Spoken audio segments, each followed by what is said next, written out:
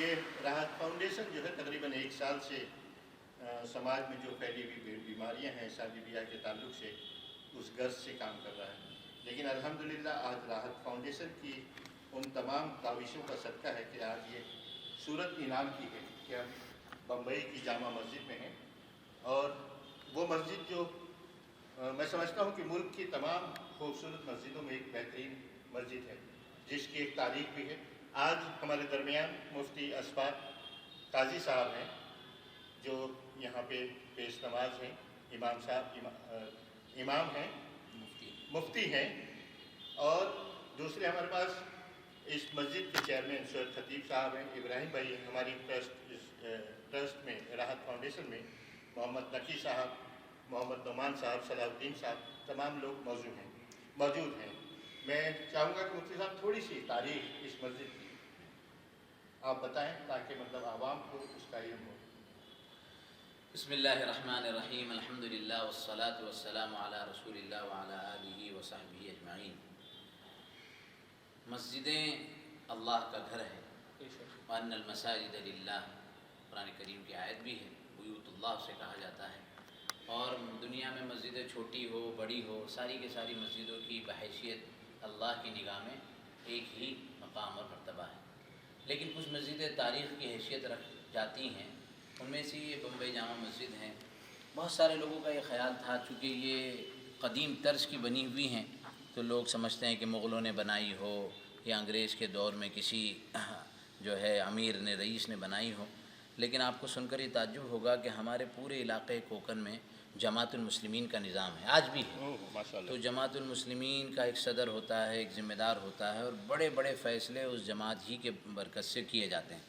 تو 1775 میں یہاں جو جماعت تھی، اس وقت تو بمبئی کی نوعیت بھی ایسے ہی گاؤں جیسی تھی. یہاں سے ماہم جانے کے لیے پانی سے جانا پڑتا تھا، جزیرے تھے، 7 آئلینڈز جس کو کہتے ہیں، 7 آئلینڈز سے. تو اس میں بمبئی بھی کلابا کے نام سے تھا. ہماری پرانے مسجد کے مطلب پیپرز میں بندر بمبئی لکھا ہوا ہے، تو بندرگاہ تھی یہاں قریب میں.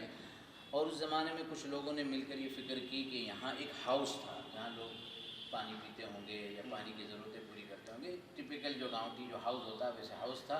اور مومن صاحب ایک شخص ہے جن کا نام ذکر آتا ہے، ان کا یہ ہاؤس تھا. تو اس زمانے میں 1775 میں اس کی قیمت لگائی گئی 12,000 روپے. وہ آج کے اعتبار سے میرے خیال میں 200-250-300 کروڑ سے کم نہیں ہوگی، 240 سال پورے ہو گئے. بہت بڑی سوچ تھی. اور پھر پیسے عام لوگوں سے بھی جمع کیے گئے. محمد حمزہ نامی بہت بڑے تاجر تھے اور انہوں نے ایک بڑی رقم اس میں دی. اس میں کوئی صاحب کوکن کے قور، نور الدین قور ہیں، وہ بھی کہیں باہر تھے، انہوں نے بھیجی. یہ نہیں ہے کہ پیسے جمع کیے گئے. اور اس زمانے میں قاضی شہر ہوتے تھے جن کو قاضی شہر کہا جاتا تھا. تو ان کی مطلب امارت میں، ان کی صدارت میں کام شروع ہوا 1775 سے، اور 1802 میں یہ کام 27 سال کے عرصے کے بعد مکمل ہوا. اور پہلی جمعہ جو ہے وہ 1802 میں پڑھی گئی. اس کے بعد بھی 6 سال تک کام چلا، اور 1808 میں فرسٹ فیز جس کو کہتے ہیں، پہلا اسٹیپ جو ہے وہ کمپلیٹ ہوا.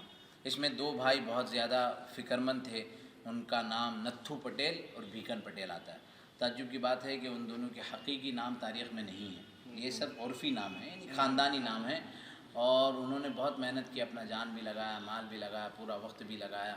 وہ لوگ سلطان ٹیپو کو گھوڑے سپلائی کرتے تھے، گوشت کا کاروبار تھا تو انگریز حکومت کو گوشت بھی دیتے تھے. اس وجہ سے کچھ مشہور بھی ہو گیا کہ قریشی اور قصائی برادری. لیکن اس زمانے میں بمبئی میں صرف 2 ہی قومیں تھیں، یا تو کولی یا تو کوکھڑی. تو اس مناسبت سے وہ کوکنی لوگ تھے اور گوشت کا کاروبار کرتے تھے، اس لیے قصائی مشہور ہو گئے. 1808 کے بعد پھر ایک سلسلہ چلتا رہا 1835 تک. اب یہ جو اوپر کا حصہ آپ دیکھ رہے ہیں، باہر ایک تختی لگی ہوئی ہے جو 1835 کی ہے. اس پہ لکھا ہے کہ محمد علی روگے، جو فرسٹ محمد علی تھے، ان کی بیٹی کا انتقال تقریباً 18-19 سال کی عمر میں ہوا. خدیجہ نام تھا. تو اس خدیجہ کی یاد میں انہوں نے یہ فرسٹ فلور بنایا. ہم نے دوسری جگہ ذکر بھی کیا کہ کسی نے اپنے بیوی کی یاد میں تاج محل بنایا، اور کسی نے اپنی بیٹی کی یاد میں مسجد کا اتنا شاندار اسٹرکچر کھڑا کیا کہ وہ صدقہ جاریہ ہمیشہ کے لیے ان کو بنا ہوا ہے. تو یہ 1835 کا اسٹرکچر ہے جو اوپر نظر آتا ہے.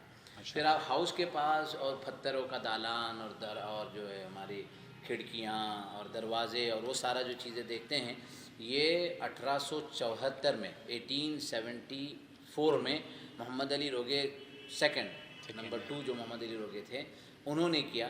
تو انہوں نے اس زمانے میں پھر وہ مسجد کی جو تزئین کاری کا کام ہے اور مسجد کو اس لیول پر پہنچانے کا جو نظام ہے وہ پورا کیا ہے. سر یہ اتنا بڑا صحن ہے اور دیکھیے ایک بھی پیلر نہیں ہے، مطلب کتنی خوبصورتی ہے کام میں.